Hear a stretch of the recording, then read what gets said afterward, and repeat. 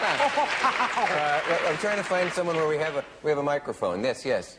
I was wondering if, like, last year we had a big thing about Paul McCartney being dead. Yeah. And I was wondering how much of it was planned and how much was planned by you.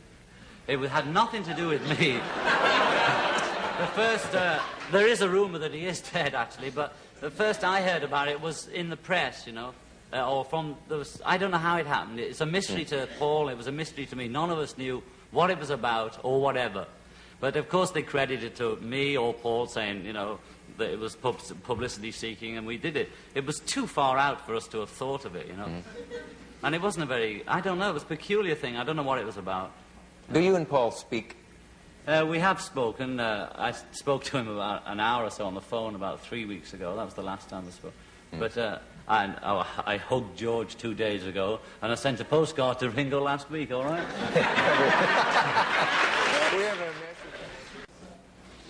We're back. You wanted to say something about I just wanted to artists. add quickly to what John said about artists and all that.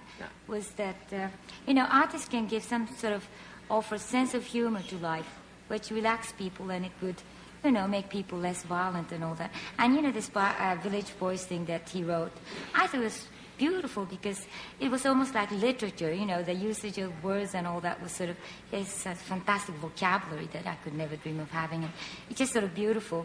And, you know, if you take it with sense of humor, it was beautiful.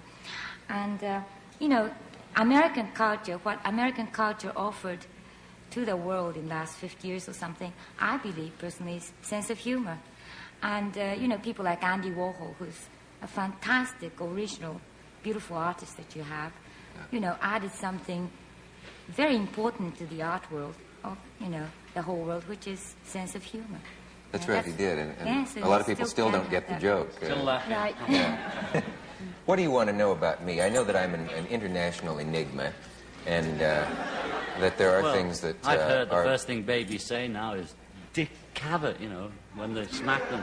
That's right. I'd like to know about some things about you. Things like when we first met, you brought me that album of Sioux music, Sioux Indian music. I'd like to know how interested you are in Indians, and are you interested in quotes, the Red Revolution and power for the Red Indian, you know, that kind of thing.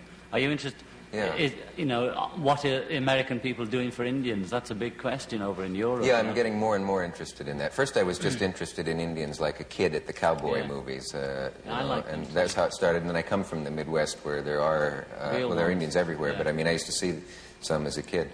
Yeah. And then, I don't know, I guess you just develop a feeling that's so tragic, that whole period of My Lai-like incidents, the Sand Creek Massacre, the Custer's wiping out of the Indians at I just heard something very interesting on the what are those Indians down, the Incas and those other ones that could write? Well, Aztecs and... The Mayans. The Mayans, yeah. I was reading, somebody on TV was talking about how when the Spanish came, these priests burned for 30 days all the Mayan books, so there was none left, and his reason was...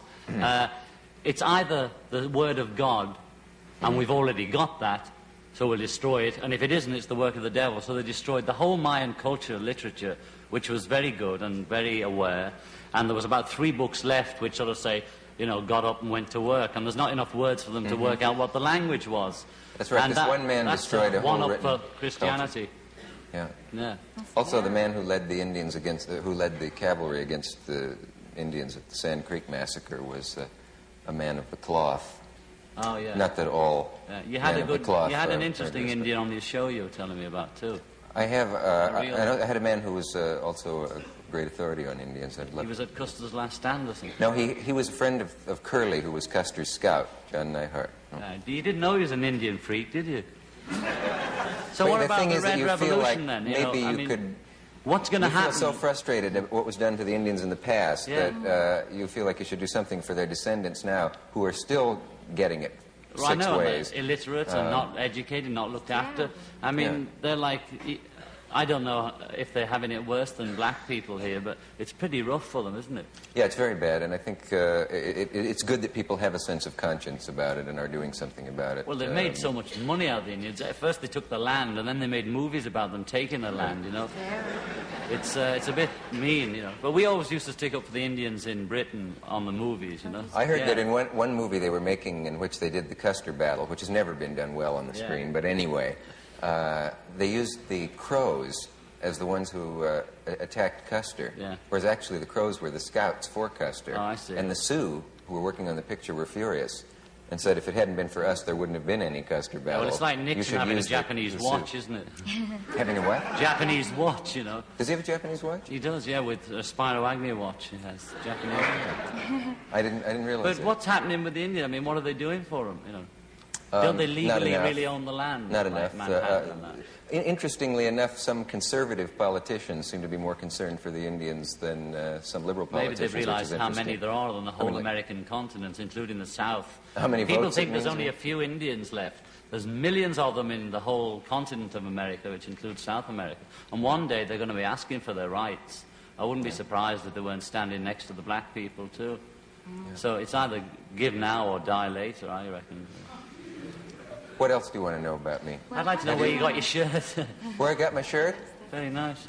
It is rather nice, isn't it? I was going to ask you the same question. Well, it's very funny. I was in a German airport, and I had an American Army Mac on, and a guy came up and said, I've just got out of the Army in Vietnam, and if you like these clothes, I'd love to give you them. I said, all right. And he sent me all these Army clothes to the post. It's very nice. A few years ago, that was. May I ask you a question? Sure. Yes. Do you like my What shirt? do you want to be remembered by? What do I want to be remembered by? Remembered for, yes. I don't know. I don't feel that I've done anything yet to be remembered for, with the exception of tonight's program. I've asked this of a lot of people. Because I was Dick. asked and I just... What's your definition of love?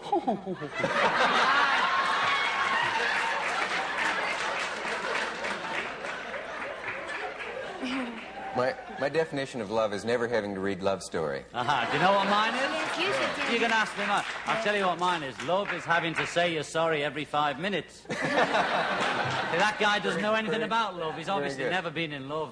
Whatever his name is, you know, Fred Siegel or something. And, yeah. It's partly right. Yes. You're partly right.